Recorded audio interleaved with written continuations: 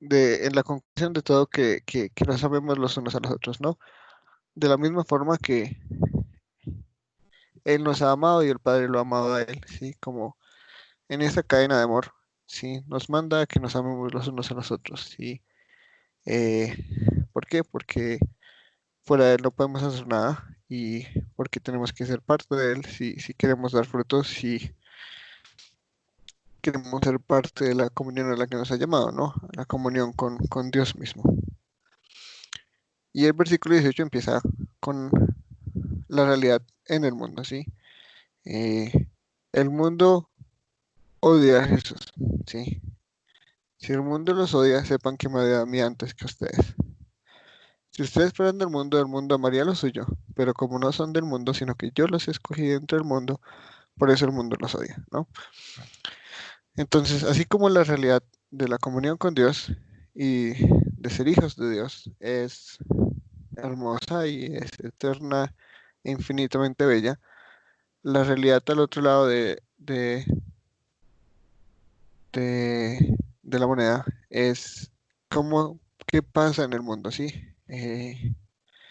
Los cristianos son del mundo, están en el mundo, pero no son del mundo. Y qué pasa con ellos en el mundo? ¿Cuál es la realidad que ellos tienen que vivir, ¿sí? Y la realidad es que así como nosotros hacemos parte de todo ese amor en la comunión con Dios y que nos escogió y que nos salvó y nos hizo en Él para que tengamos una comunión eterna y disfrutemos de todo lo que es bueno, sí, o sea, incluso que seamos felices, ¿no? Que mi gozo esté en ustedes, dice Él. Así como eso es una realidad, en el mundo hay odio, ¿sí? Y hay un odio en específico a Jesús, ¿sí? Porque el mundo odia a Dios, ¿sí? El ser humano por naturaleza odia a Dios, ¿sí? Odia a Dios en su perfección, odia a Dios en su bondad, odia a Dios en su misericordia, odia a Dios en su gracia. Todo lo que Dios representa, el mundo odia, ¿sí? Porque el mundo es opuesto a Dios. El mundo no, el mundo busca lo suyo, cada persona quiere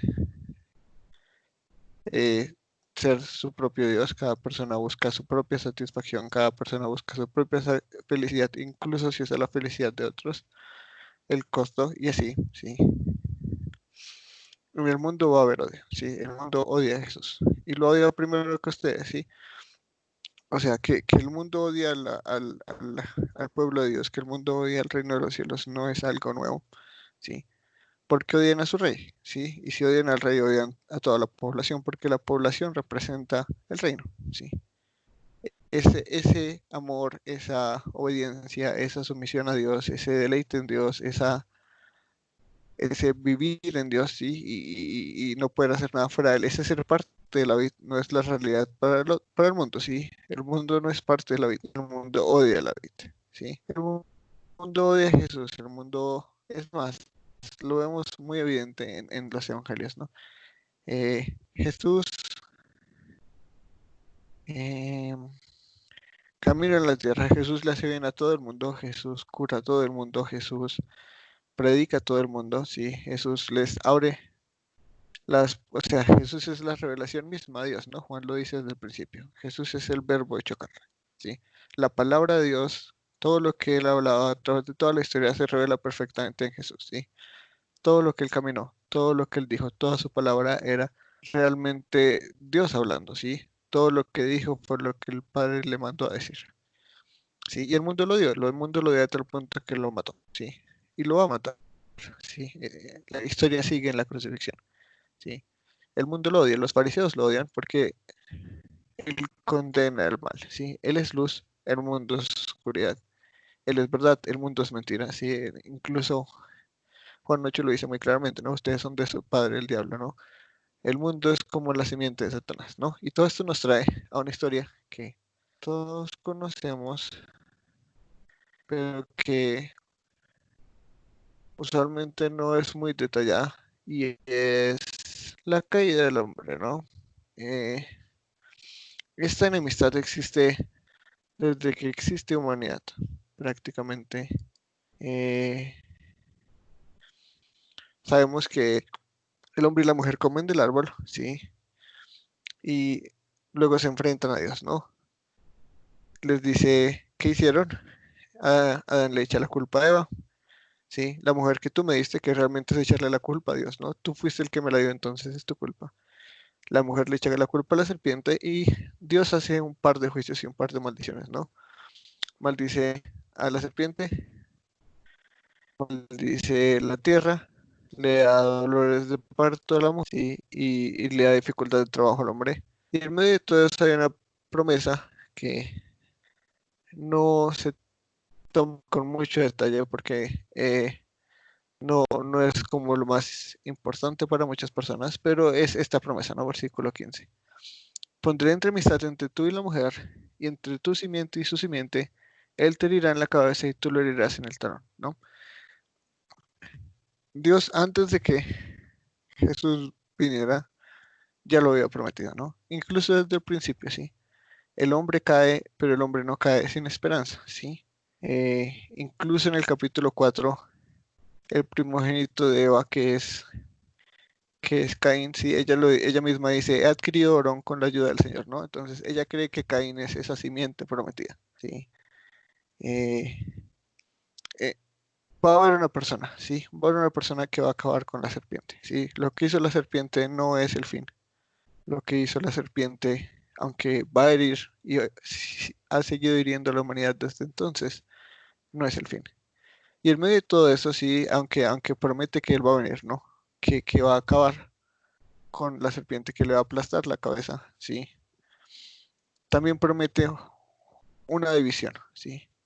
Y esa división está entre tu simiente y su simiente, ¿sí? Hay una simiente que es de la serpiente y hay una simiente que es de la mujer, ¿sí?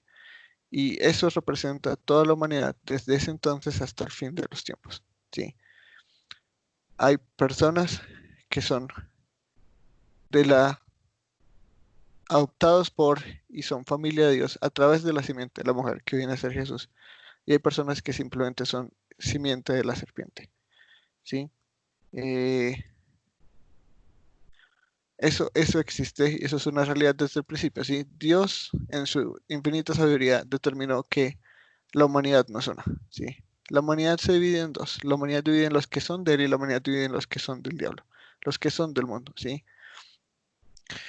Y ahí viene la realidad de que la iglesia y los creyentes están en el mundo, pero no son del mundo, ¿sí? Es más, Jesús mismo lo explica. Yo los escogí de entre el mundo y por eso el mundo los odia, ¿sí? No merecemos nada, no merecemos nada de lo que tenemos, no merecemos la salvación, sí, pero el mundo odia a Dios, sí, y a los que son de Dios el mundo los odia, y Dios ha puesto esa enemistad por naturaleza. Dios no quiere que la oscuridad se mezcle con las tinieblas. Nunca ha sido el plan, sí, nunca ha sido el plan las relaciones evangelísticas o las amistades evangelísticas, sí. No quiere decir que no tengamos amigos en el mundo o amigos del mundo, sí, pero hay una enemistad intrínseca en el sentido en el que no puede haber una alianza, sí. Dios no le cede al mundo y el mundo no le cede a Dios, ¿sí? En medio de todas las relaciones bonitas que uno pueda tener en esta tierra, la realidad es que cuando una persona no es de Dios, es enemiga de Dios, ¿sí? Eh, por más de que uno los quiera, por más de que uno se ría, por más de que uno comparta, ¿sí? Nosotros odiábamos a Dios antes de ser hechos nuevos y el mundo odia a Dios y el mundo es enemigo de Dios, ¿sí? El mundo nos va a odiar, ¿sí? Es más, esto es una evidencia negativa de que alguien es realmente creyente, ¿no? Si ustedes fueran del mundo, el mundo amaría a los suyos, ¿sí? No hay creyente que sea totalmente, o sea, no hay creyente que sea amado por el mundo, ni siquiera un poquito, ¿sí? Porque la luz no es celebrada por la oscuridad, ¿sí? La oscuridad ama su oscuridad, la oscuridad ama ser lo que es, ¿sí? Ama intrínsecamente sus hechos oscuros, ¿sí? Por eso es que odiaban tanto a Jesús, porque Jesús revelaba el mal de todos y el mal de incluso los que se creían buenos, ¿sí? Entonces, en medio de todo eso hay odio, ¿sí? Hay un odio porque son enemigos por naturaleza, son enemigos porque es lo mejor, ¿sí? Que el mundo es el campo misionero, sí, eso es verdad. Pero al mismo tiempo, el fin de la historia termina con Jesús aplastando a toda la humanidad que en esa época camina en la tierra, ¿sí? Es una imagen bastante grotesca y sangrienta, pero es la realidad, ¿sí? No todo el mundo va a ser salvo. Y va a haber un punto en el que ya no va a haber salvación y la gente se va a rebelar contra Dios y va a intentar hacerle guerra y van a morir todos, ¿sí? Eso va a pasar, ¿sí? porque el mundo odia a Jesús, ¿sí? Si uno es, si lo que ha dicho Jesús es verdad, y en Juan 13 nos llama a ser representantes de Él como Él es representante de Dios, y odian a Jesús, uno no puede ser representante de Dios y amado por el mundo. Aquel que predica a un Jesús que el mundo ama es aquel que no conoce a Jesús, ¿sí? El Jesús que es un maestro moral y solo quiere que nos amemos los unos a los otros y esas interpretaciones iban al extremo, ¿no? Jesús no creía en que, que mientras fuera amor no era pecado, ¿no? Porque se van hasta esos extremos, ¿sí? Amor es amor, ¿sí? Entonces Jesús era un maestro moral y Jesús quería que el mundo fuera un lugar mejor y básicamente esa es la imagen, una imagen muy errónea de Jesús, pero la imagen más común en el mundo, ¿sí? Friedrich Nietzsche amaba a Jesús, ¿sí? O amaba a quien creía que era Jesús. Él decía que lo odiaba a Pablo, ¿no? Que ese cristianismo teológico y ese evangelio que critica a todo el mundo y que juzga a todo el mundo y que le dice a todo el mundo pecadores, ese no era Jesús, ese no era Jesús para Nietzsche y ese no es Jesús para muchísimas personas, ¿sí? Muchas religiones quieren a Jesús, ¿sí? Eh, Hay meditaciones religiones de meditación metafísica que incluyen a Jesús, ¿sí? Hay gente que cree en un cristianismo y un budismo, hay gente que mezcla todo con todo porque la imagen popular es que Jesús simplemente era un buen maestro y que era un maestro de amor y ya, ¿sí? Pero no, ¿sí? Jesús es mucho más que eso, es más Jesús decía ser Dios y ahí está el trilema de Luis que hablaba de eso ya mucho. Pero esa es la verdad, ¿sí? El mundo ama lo que es suyo, ¿sí? Si el mundo ama a un cristiano y si el mundo celebra a un cristiano y todos dicen, uy, qué genial estar contigo, eres la persona más abierta de mente, así, no eres como los otros cristianos, hay- puede que haya algo mal, ¿sí? Es más, debe haber algo mal si el mundo lo ama a uno, ¿sí? Si el mundo celebra con uno, si el mundo la pasa bien con uno y si el mundo, todo el mundo es celebrando con uno y pasándola bien con uno, porque uno hace todos los planes, porque uno no le dice que no a nada, ¿sí? Que salga de fiesta pero no tomo, sí, pero aún así estoy allá y todo el mundo es como que personas tan chéveres, sí. Eh, si lo ven como uno de ellos es porque no estamos haciendo las cosas bien, sí. Dios nos ha llamado a ser representantes de Él y Él es la luz del mundo, sí. Jesús es la luz del mundo. Jesús no estuvo aquí para decirle a todo el mundo, tú eres el mejor tú posible y te amo por ser tú y eres espectacular. Jesús vino a decirles al mundo, arrepiéntanse, que el reino de los cielos ha llegado, sí, ese es el, la, la fórmula más común de empezar un sermón de Jesús, ¿no? Arrepiéntanse, sí. Él no vino acá a predicar amor, él vino acá a predicar arrepentimiento, él vino acá a morir por la humanidad para que puedan ser reconciliados con Dios, sí. Ese es el mensaje de él, sí. No es simplemente amor, sí. Que eso tiene consecuencias hermosas como hacer parte de la comunión que es la Trinidad. Es hermoso y es perfecto, ¿no? Pero, pero no es solo eso, ¿sí? Y él nos advierte, ¿sí?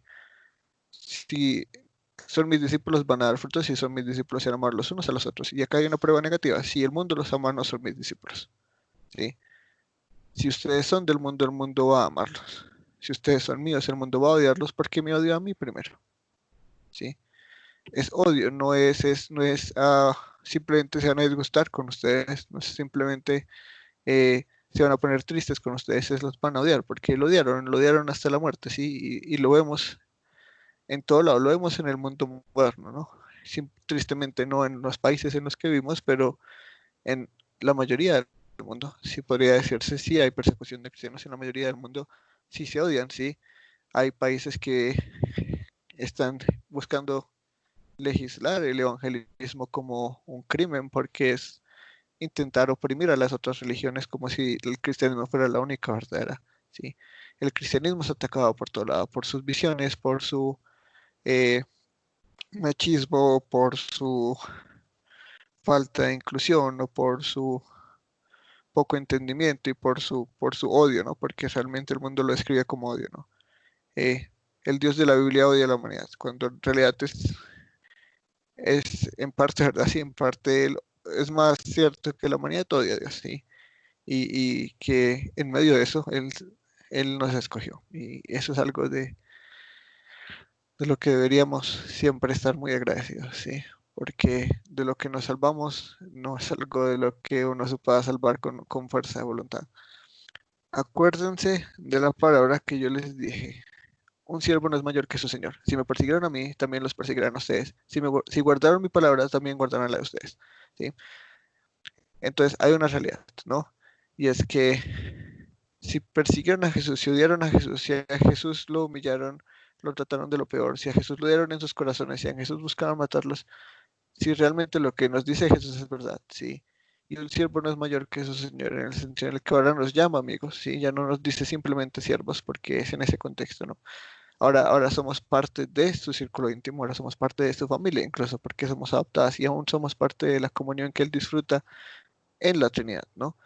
A eso nos ha llamado, a estar en él y él en nosotros, que es algo que antes de la caída nunca hubiera podido pasar, ¿sí?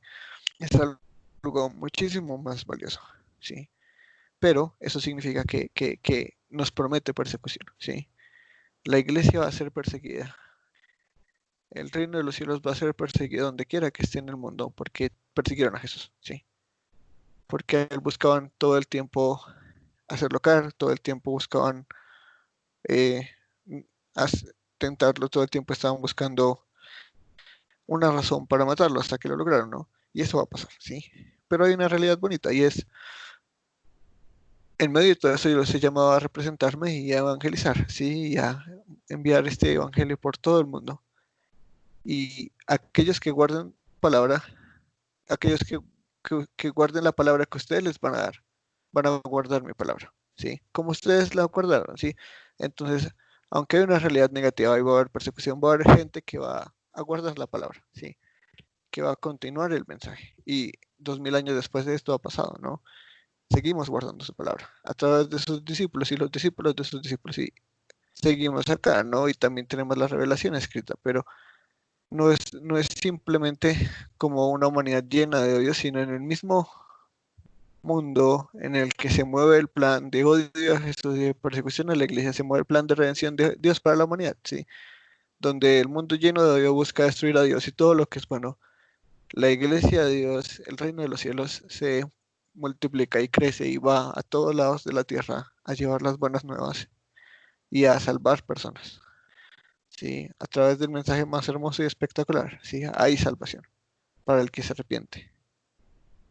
Hay salvación para seres pecadores llenos de odio, miserables, terribles. ¿Sí? En medio de todo eso hay salvación. Y esa es la historia de la humanidad, ¿sí? La historia de la humanidad se ve en la historia del pueblo de Dios y la historia como la conocen los seres humanos. Guerras, hambrunas, depresiones, recesiones, eh, asesinatos, traiciones, bueno, todo lo que hay, dilemas, las novelas, las telenovelas antiguas que realmente las telenovelas modernas son una versión moderada de la historia de muchos reyes, sí.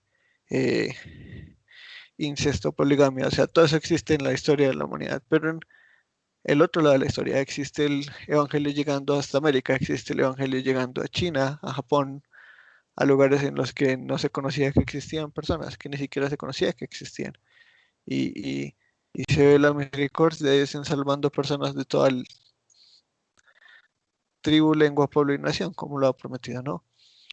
Entonces, no todo es negativo, hay salvación y se multiplica y crece. Pero todo eso les hará por causa de mi nombre, porque no conocen a aquel que me envió, ¿sí? Y todo este odio y toda esta persecución y todo este sufrimiento que vendrá es porque no conocen a Dios, ¿sí? El mundo tiene sus propios dioses, el mundo tiene sus propios ídolos y definitivamente a causa última son adoradores del diablo, ¿no? Porque hacen todo lo que él quiere, ¿sí? Conocen su voluntad y la hacen al derecho y al revés. Buscan el placer propio, buscan el beneficio propio, buscan el cómo puedo yo satisfacerme, cómo puedo yo hacerme feliz, cómo puedo yo obtener más poder, cómo puedo yo manipular a los demás para mi beneficio, etcétera, ¿sí? El mundo funciona como funciona su padre, ¿sí? Jesús en eso dice verdad, en todo dice verdad, pero los que no son de Dios son del diablo, ¿sí? Son hijos del diablo, buscan hacer su voluntad. Él es un mentiroso, él es un ladrón, él es un codicioso, él es un rebelde, él es un bueno, todo lo que existe y ha existido, eso es Él, de malo, ¿sí? Todo lo que existe y ha existido de malo, eso es Él. La gente no conoce a Dios, ¿sí? Dios se habla de aquí, allá, ¿sí? Todo el mundo dice, sí, Dios es, o bueno, no es todo el mundo, pero la mayoría del mundo, porque realmente aunque el ateísmo es muy prominente en ciertos círculos académicos y todo el cuento, la verdad es que la mayoría del mundo es creyente, creyente en algo, ¿sí? Eh, pero no conocen a Dios, o no conocen al verdadero Dios, ¿sí? Conocen a sus propios dioses que están hechos a su imagen y semejanza, ¿no? Porque realmente la mayoría de dioses no son justos, la mayoría de dioses no son rectos, no son buenos, son xenófobos o son racistas o son terribles, son iracundos, incontrolables, o son solo amor y no hacen nada, nada, nunca, sino simplemente dejan que todo sea y funcione bonito, parecen un, un hippie con superpoderes, sí. Pero esa no es la realidad de Dios. El mundo no conoce a Dios, sí, simplemente no lo conocen y no pueden conocerlo. Están cegados. Y no solo están cegados espiritualmente en su entendimiento, sino en su odio mismo, ¿no? Si yo no hubiera venido y no les hubiera hablado, no tendrían pecado, pero ahora no tienen excusa por su pecado. El que me odia a mí, también odia a mi Padre. Si yo no hubiera hecho entre ellos las obras que ningún otro ha hecho, no tendrían pecado, pero ahora las han visto y me han odiado a mí y también a mi Padre, ¿no? Entonces, eso no quiere decir que si Jesús no existiera y no se hubiera encarnado, eso no sería pecado, ¿no? Lo que está mostrando acá con este discurso es que la humanidad no tiene excusas, ¿sí?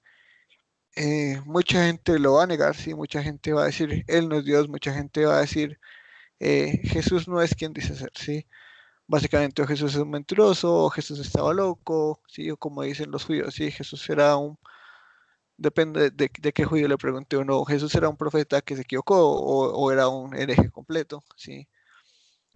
Pero la realidad es que él vino y él predicó verdad, ¿no? Y él mismo le dice, si yo no hubiera hecho entre ellos las obras que ningún otro ha hecho, no tendrían pecado. Pero ahora las han visto y me han odiado y a mí también y a mi Padre. Entonces, todo lo que Jesús vino a hacer a la tierra tenía un propósito. Sus palabras tenían un propósito, ¿sí? O sea, si él simplemente hubiera sido un hombre mortal que nos hubiera dicho todas estas cosas, no habrían pecado, ¿sí? O sea, todo lo que él dicho hubiera sido mentira, hubiera sido simplemente un discurso humano. Sí, pero él es testimonio de la verdad, él es testimonio de que él es Dios encarnado, sí. Todo lo que dijo, todo lo que hizo, tiene pruebas, sí, porque no son solo palabras, sí. Todo lo que he hecho entre ustedes, sí. O sea, esa gente lo vio con sus propios ojos, esa gente vio con sus propios ojos a Lázaro salir de la tumba, esa gente vio con sus propios ojos a la niña de Jairo resucitar, esa gente vio con sus propios ojos ciegos que veían, paralíticos que caminaban, leprosos con la piel limpia, vio sordos que escuchaban, mudos que hablaban, o sea, todo lo que era defectuoso y malvado y horrible y enfermo, en esa época Jesús prácticamente lo curó todo, lo sanó todo. Es probablemente que en sus 3 años de ministerio no hubiera habido enfermedad en esa zona de Palestina en todo ese tiempo, ¿no? Lo que es algo hermoso, o sea, no es que solo simplemente son palabras y yo les digo, son del diablo y ya, sí, él vino con autoridad y vino con obras que prueban esa autoridad, con obras que testifican que Él es Dios, con obras que testifican que Él es quien dice ser, ¿sí? Entonces no hay excusa, ¿sí? No hay excusa porque todo lo que oyeron y todo lo que vieron es testimonio suficiente, ¿sí? Y nosotros tenemos el testimonio el testimonio de ese testimonio. Eh, tenemos todo escrito.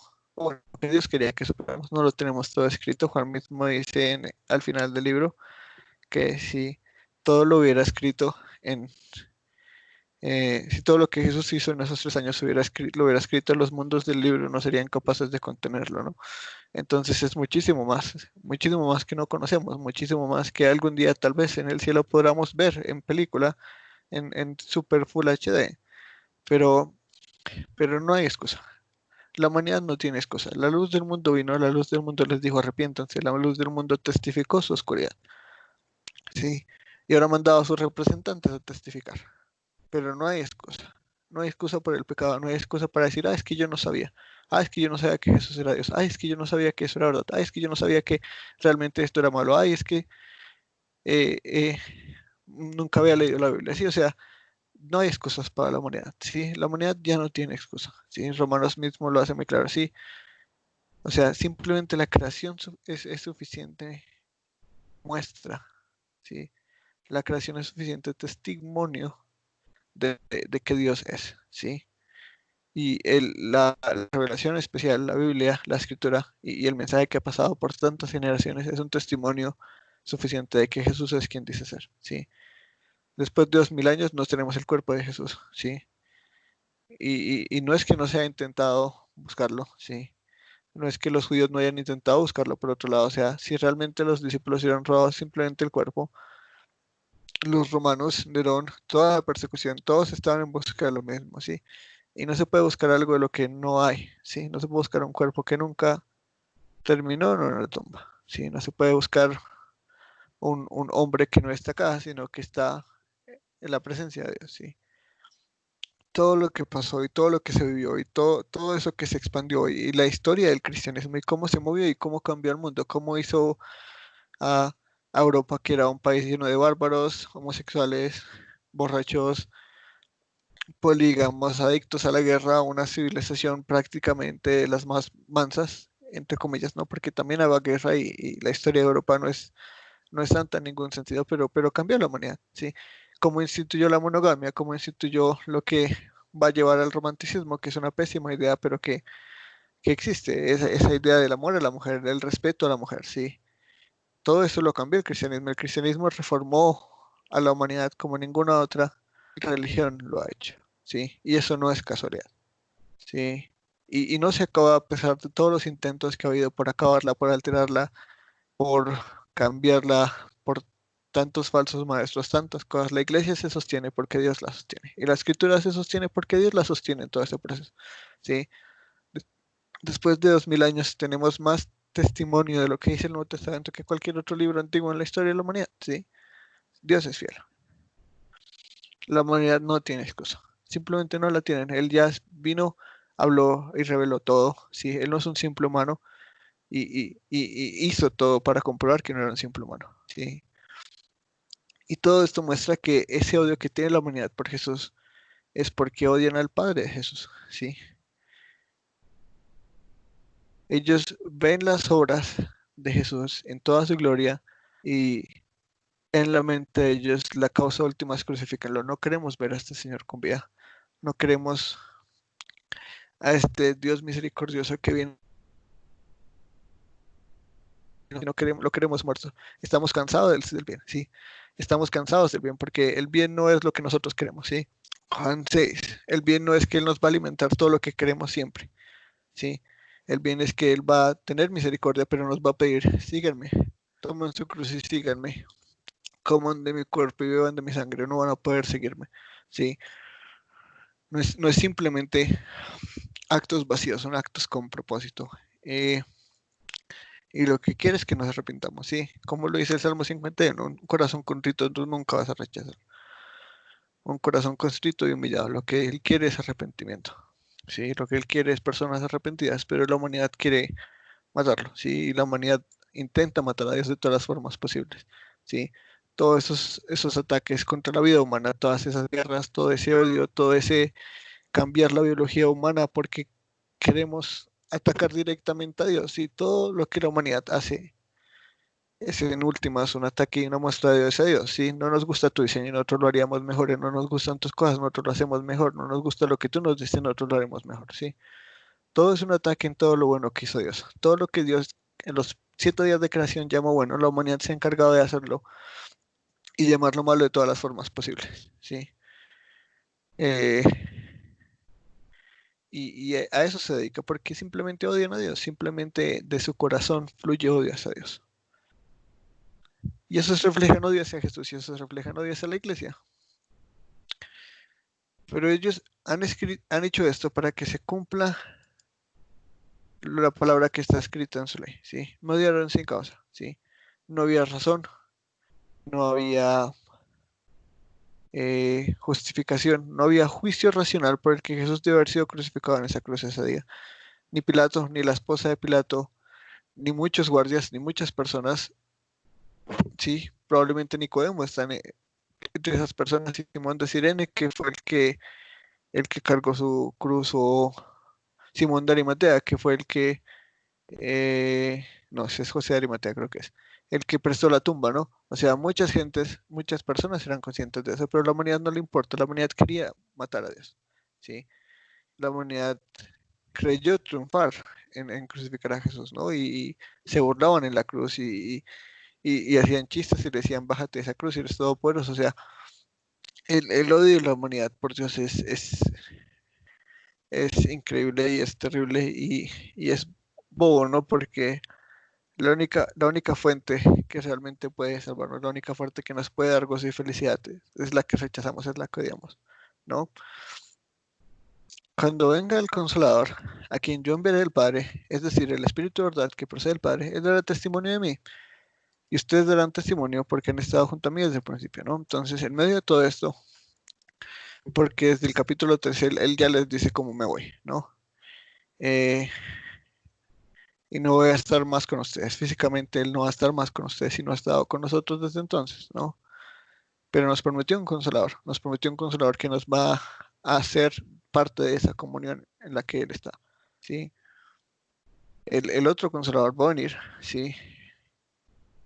Y ese espíritu de verdad, que es de la misma naturaleza que él, ¿no? Él es verdad, el espíritu es de verdad. Y procede del Padre como él es engendrado del Padre. Él dará testimonio de él, ¿sí? Y el Espíritu Santo desde entonces ha dado testimonio de Jesús y seguirá dándolo hasta que la última persona que ha sido escogida, creo, ¿sí? Y ustedes darán testimonio, ¿sí? Ustedes, a través del Espíritu que yo les voy a dar, van a dar testimonio, ¿sí? Ustedes lo han visto, ustedes han estado junto a mí, ¿no? Y estos son los 12 apóstoles, esto no aplica a nosotros, pero es a través del testimonio de ellos que nosotros llegamos a conocer de él. O sea, es a través de estos 12 hombres que la iglesia está donde está, ¿sí? Que la iglesia ha vivido lo que ha vivido, ¿sí? Estos hombres dieron su vida casi todos, como mártires, ¿sí? Juan murió de viejo, ¿sí? Matías puede que también haya muerto de viejo, depende de la tradición que uno escuche, pero estos hombres arriesgaron todo lo que tenían, dejaron todo lo que tenían para que Jesús fuera conocido, en donde ha llegado a ser conocido, ¿no? Sigamos. Mm.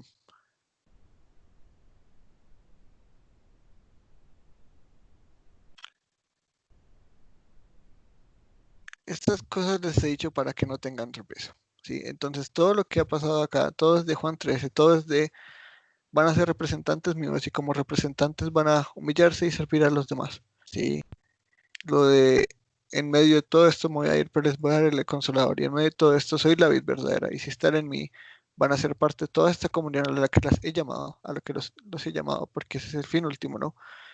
Ser parte de la comunión, de esa pericóresis, de esa unión y comunión que disfruta la Trinidad.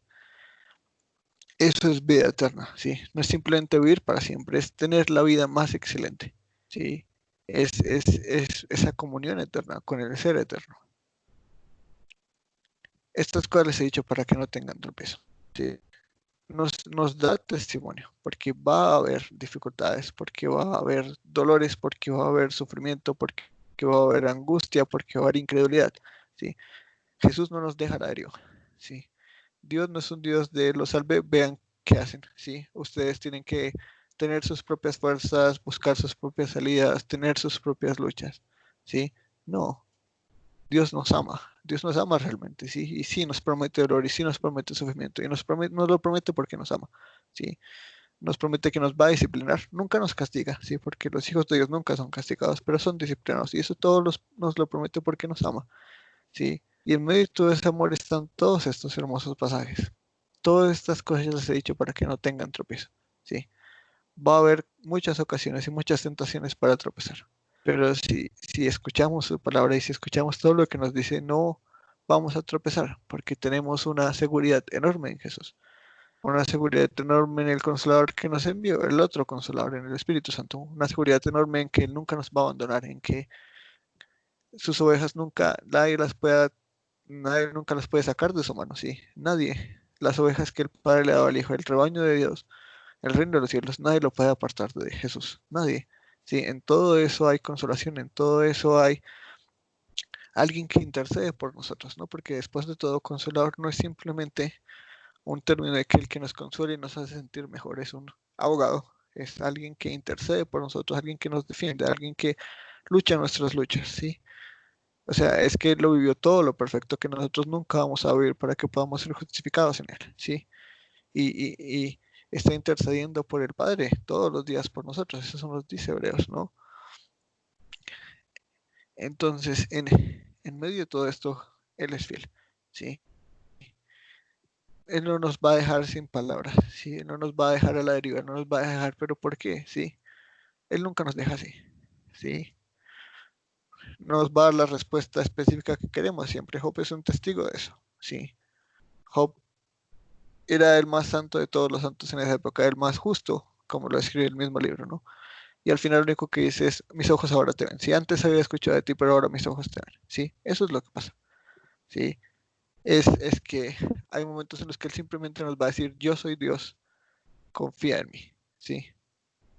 No necesitas las razones, no necesitas los específicos, no necesitas saber qué está pasando al otro lado de la moneda, no necesitas saber que Satanás viene y le gusta comparar y le gusta tentar y le gusta destruir, ¿sí? Él no nos va a contar esa parte de la historia, pero sí nos va a decir, yo te amo, confía en mí, ¿sí? Yo te amo, yo te doy un espíritu, ¿sí? No te voy a dejar solo. Tú no estás solo. Ningún cristiano nunca está solo, ¿sí? Nosotros tenemos una seguridad increíble, ¿sí? En medio de nuestra mayor dificultad, vamos a estar en comunión con la Trinidad misma, en ellos y ellos en nosotros, ¿sí? Si hay algo opuesto a la soledad, es eso, ¿sí? Una persona, por más hermosa y perfecta compañía que, bueno, no perfecta, y más buena compañía que sea, y que Dios nos haya regalado, nunca va a poder compararse con la comunión en la Trinidad, ¿sí? Los cristianos no son seres de no puedo, ¿sí? Los cristianos es todo lo puedo en Cristo que me fortalece, ¿sí? Y eso no significa que literal podemos hacer todo, significa que en la dificultad o en eh, lo opuesto de dificultad, en la facilidad, en la abundancia o en la escasez, Él está con nosotros, ¿sí? Eso es lo que dice Pablo al final, después de todo en ese pasaje, ¿no? Yo he tenido nada y he estado bien, y lo he tenido todo y he estado bien, ¿sí? En abundancia o en escasez estoy contento porque tengo a Jesús y todo lo puedo en Él que me fortalece, ¿sí? Que en medio de la dificultad me fortalece si estoy triste, me fortalece si estoy desesperado, me fortalece si estoy al borde del desespero y no sé qué hacer, Él me fortalece. Si estoy en la abundancia y lo tengo todo, Él me fortalece para que no caiga en orgullo, Él me fortalece para que dé con corazón alegre, Él me fortalece para, para para dar mi tiempo, para dar mi dinero, para dar mi abundancia, para compartirla con los demás, para consolar a los demás, para cargar las cargas de los otros. En todo eso nos fortalece, ¿sí? Todo esto nos lo ha dicho para que no tengan tropiezo. Entonces no es como que estemos solos, ¿sí? En todos estos momentos creo que Juan del 13 al 17 son de los pasajes en donde Jesús nos habla más directamente a nosotros como creyentes, ¿sí? O sea, Juan 17 es una oración de Jesús, literal. ¿Quieren saber cómo oraba Jesús? Juan 17. Y ora por nosotros, ora por ustedes, ora por mí, ora por la iglesia, ora por los apóstoles. O sea, Jesús oró en esta tierra directamente por nosotros 2000 años en el pasado. ¿Sí? Por ustedes, acá sentados, escuchando de Él. ¿Sí? Él oró por ustedes. Tanto los ama que oró para que no cayeran, oró para que estuvieran fuertes. Bueno, pero eso lo veremos cuando veamos Juan 17, ¿no? Estas cosas les he dicho para que no tengan tropiezo. Crean en mí, eso nos lo dice, ¿no? Crean en mí, crean también en Dios, crean en Jesús, crean en sus palabras, consuélense en sus palabras, consuélense en medio de sus dificultades, no vayan simplemente a la canción, no vayan simplemente al mejor amigo, a la pareja o al pastor o a quien sea, vayan a Jesús, ¿sí? Él no los va a dejar tropezar, ¿sí? Él está con ustedes hasta el fin. ¿Sí? Como lo dice Isaías, hasta que su último cabello se vuelva blanco, ¿sí? Hasta ahí, ¿sí? hasta el fin de sus días Él va a estar con ustedes. Isaías es hermoso en esas promesas, ¿sí? Él salva, Él nos sostiene, ¿sí? Él ha cargado con todo, ¿sí? O sea, Isaías 53 es uno de los pasajes más bonitos del mundo, ¿sí? Por sus transgresiones fuimos sanados. Él lo hizo todo, Él lo pagó todo para que nosotros pudiéramos estar en Él y ser felices en Él. No tropiecen. Tenemos la roca más firme que hay, Jesús mismo. Los expulsarán de las sinagogas, pero viene la hora cuando cualquiera que los mate pensará que así rinde servicio a Dios. Y esa es la realidad. Esa es una realidad hoy en día. Eh, Muchas religiones a lo largo de la historia, pero en particular el islamismo, disfruta matando cristianos diciendo que le hacen servicio a Dios. Sí, esa es una realidad. Y no es la única religión. Sí, obviamente el extremismo, sí, no hay que marcar a todo el islamismo igual, pero es una realidad. Y hay muchas religiones. Hay muchas creencias que no son necesariamente religiosas, donde en serio creen que le hacen un bien a la humanidad, donde en serio creen que sirven a Dios por matar cristianos, por acabarlos, por humillarlos, por hacerlos sentir mal. O sea, en serio creen que, que, que los cristianos son lo peor, que los cristianos son las personas con más mente cerrada, con más llenas de odio, sí, y que el mundo sería mejor sin cristianos. Voltaire es un ejemplo extremo de eso, sí. Voltaire decía que toda religión debería tener derecho a un Estado menos el cristianismo, sí. Voltaire odiaba el cristianismo, Voltaire odiaba al Dios cristiano, sí. Nietzsche odiaba a Pablo y odiaba al cristianismo que se derivaba de Pablo. Y en la historia hay muchísimas personas así, ¿sí? Es más, si habla Zaratustra, probablemente toda su humillación y todo el superhombre que trata a las demás personas como sus sirvientes y las mata cuando es necesario, probablemente en su mente podía estar pensando en cristianos, ¿sí? Porque no le gustaban, tampoco le gustaban los alemanes, ¿sí? Entonces un alemán cristiano pobrecito, pero, pero esa es la realidad. Los expulsarán de la sinagoga, sí, a ellos en particular, ¿no? Los, el judaísmo los echó, sí, eh, y eso implicaba muchas cosas, ¿no? No simplemente, ah, yo no soy judío, significaba romper relaciones con familia, perder amigos, perder propiedades, perder negocios, ¿sí? O sea, probablemente el negocio de Pedro y de Juan y de Andrés, que eran pescadores y que tenían, eh, vamos a verlo, Juan tenía contactos en la casa del sumo sacerdote, significa que era un negocio bien montado, sí, o sea, eran bien prósperos, sí. Que los expulsaran de la sinagoga significaba perder todo eso, sí, significaba perder su familia, amigos, dinero, propiedades. eh, Probablemente no eran recibidos en algunas ciudades, como lo fue, ¿no? Y en todo esto van a, y todo esto es porque va a haber persecución, porque odian a Jesús, ¿no? Y él les dice todo esto desde ya, porque no quiere que tropiecen, no quiere que en medio de todo eh, dejarlos solos y dejarlos a la deriva. Ese no es Jesús, y nunca lo ha sido. Que los discípulos se esparcieron por todo lado es, es, es diferente, pero la realidad es que él no los dejó solo y nunca los dejó solo y los dejó con todas las palabras que necesitaban y aún así salieron corriendo por miedo. Y harán estas cosas porque no han conocido al Padre ni a mí. Pero les he dicho estas cosas para que cuando llegue la hora se acuerden de que ya les había hablado de estas y no les dije estas cosas al principio porque yo estaba con ustedes, ¿sí?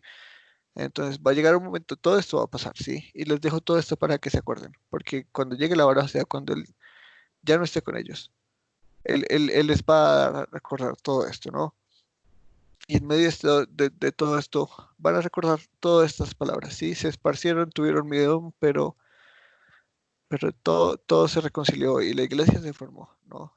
Y, y todas esas palabras son consuelo para ellos, ¿sí? Son consuelo en medio de todas las dificultades que van a venir, porque Él ya no está con ellos, Él ya no va a estar con ellos, en ellos Él ya no está con ellos. No se las dijo al principio porque Él estaba con ustedes, ¿sí? O sea, cuando Él estaba con ellos, Él era el consolador, ¿sí? Él era el que estaba ahí, Él era el que intercedía por ellos, Él era el que peleaba por ellos, Él era el que les enseñaba todo. Ahora nos toca con el Espíritu, pero la relación no es la misma, ¿sí? ahora nos deja las palabras y nos deja todas estas palabras en el Espíritu como se las dejó a ellos. Porque detrás del Espíritu es que tenemos todas esas palabras puestas en papel. Sí. Pero ahora voy al que me envió y ninguno de ustedes me pregunta dónde vas. Pero porque les he dicho estas cosas, la tristeza ha llenado su corazón, ¿no? Entonces, eh, lo que él nos dijo una vez, ¿no? Sí, bueno, y nos lo va a decir después en este capítulo, y voy a hablar mucho de eso, ¿sí? Si Jesús no se va, no sería lo mejor, ¿sí? Si Jesús no se va, el Espíritu no viene y el Espíritu no nos guía y el Espíritu no nos da todo lo maravilloso que nos ha dado, ¿sí? Jesús es maravilloso y el Espíritu es maravilloso y todo tiene un propósito perfecto en la salvación, ¿sí? No es que no le pregunten a dónde vas, porque en el capítulo 14 le preguntó que a dónde iba, ¿sí? Sino que en medio de todo esto y después de todo este discurso, ¿sí? La pregunta en sus corazones no es a dónde vas, cómo vas a estar con el Padre. No es como, wow, todo esto va a pasar, sino lo pues, sí. Los seres humanos, y en especial pues en particular los apóstoles, ¿no? Se llenaron de tristeza, ¿no? En vez de ver toda la gloria que iba a venir con todo lo que estaba a punto de pasar, simplemente se entristecieron porque su maestro con el que habían pasado tanto tiempo se iba a ir, ¿sí? Eh, y ya están entendiendo a dónde va, ¿no? Porque no simplemente se va de paseo, sino va a una cruz, ¿sí? Sino va a morir, sino va a ser entregado.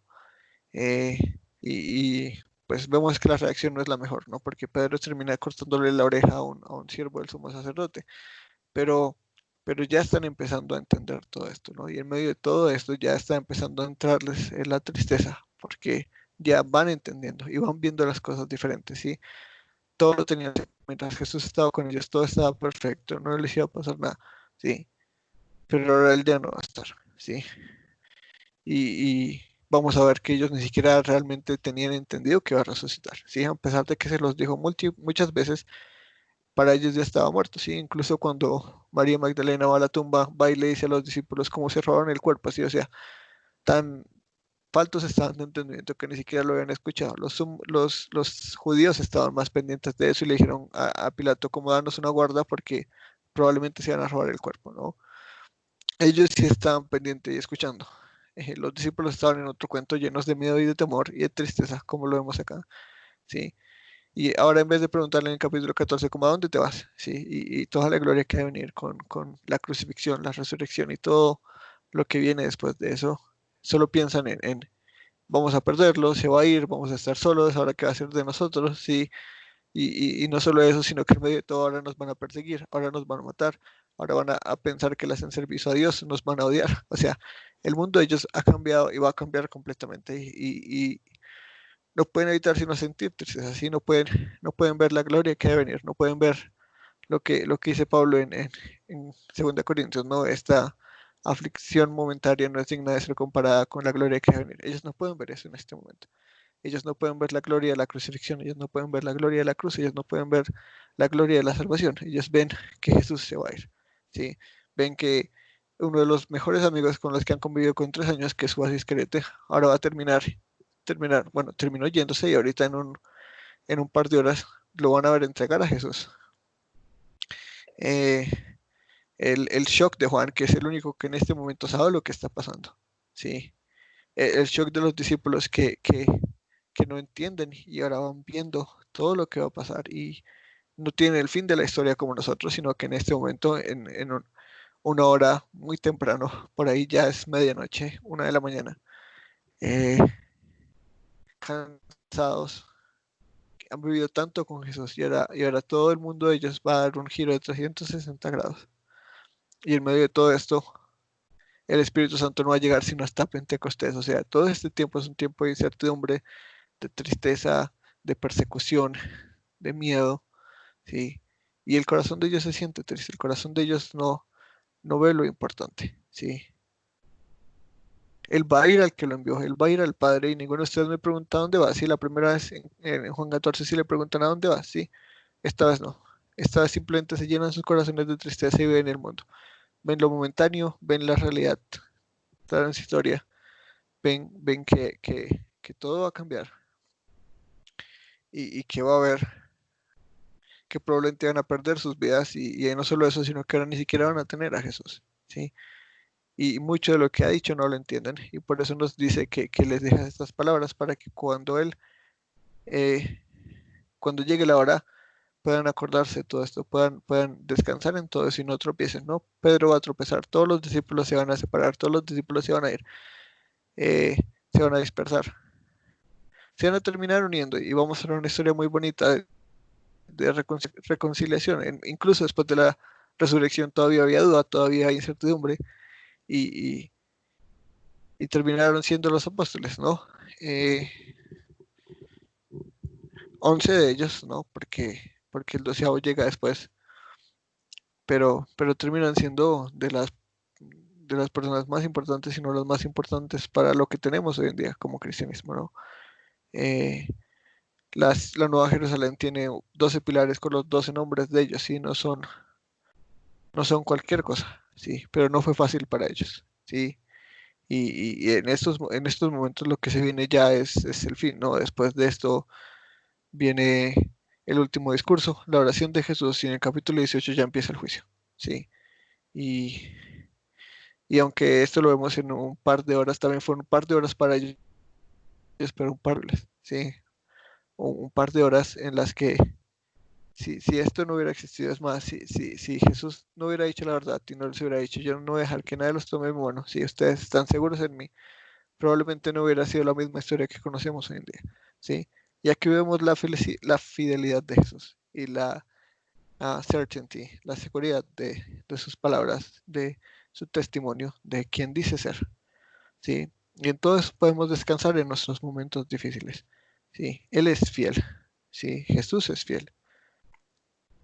El mundo no es fiel, nosotros no somos fieles, nuestros compañeros, incluso las personas que más queremos, los, los amigos más cercanos a nosotros, nuestra propia iglesia, sí, nos va a fallar, pero Él es fiel, sí, y Él nos ama y nos ha dejado ese amor en nosotros, nos ha dejado ese amor para que en medio de todo nos tengamos los unos a los otros y nos ha dejado un tesoro gigantorme que es el Espíritu Santo, sí, y que en nuestra vida sin Él sería imposible ser cristianos.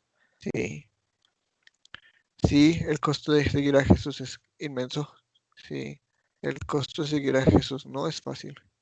El costo de seguir a Jesús no es simple. El costo de seguir a Jesús no es como hoy voy a tener eh, una vida feliz y cómoda y ya. Sí, voy a tener una mejor esposa, voy a tener un mejor esposo, voy a tener una mejor familia, voy a tener una mejor vida, voy a tener una iglesia. No, el costo es grande.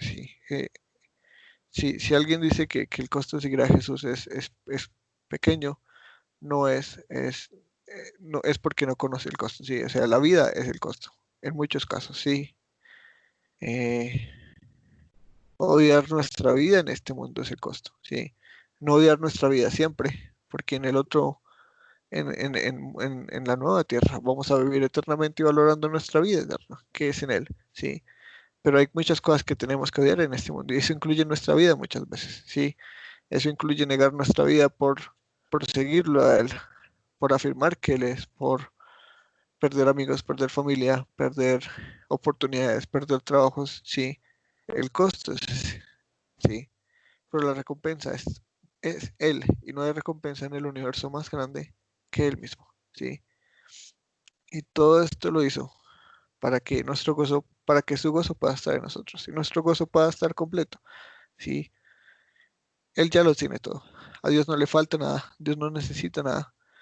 Y en medio de su perfección y de seres que lo odiamos tanto y lo rechazamos tanto, ha escogido algunos para que puedan ser felices en Él y tener todo lo que siempre han buscado para siempre, vida eterna, tenerlo a Él, tener su vida, su comunión, participar de ella. Eso es vida eterna, conocerlo a Él, tener comunión con Él, tener comunión con la Trinidad. Sí, eso es vida eterna.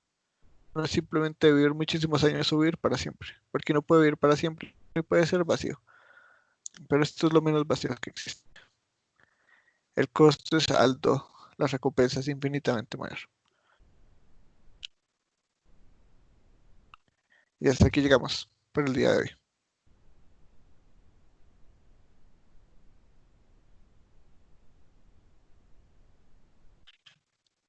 ¿Preguntas?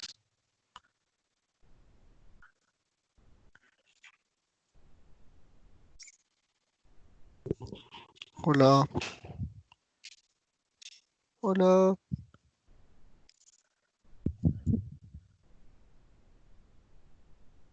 Hola. Pues no, yo no tengo preguntas, pero muchas gracias, Daniel. De nada. Espero les ayude a conocer más a Jesús. Es lo mejor que hay. No mentiras, tengo una pregunta. ¿Tú Ah, estabas dime. grabando? Es que, Sí, es que, es que hay unas partes en que, bueno, no sé si fue aquí o fue el internet, pero como que me gustaría volver a escuchar porque no escuché bien. sí. Yo ya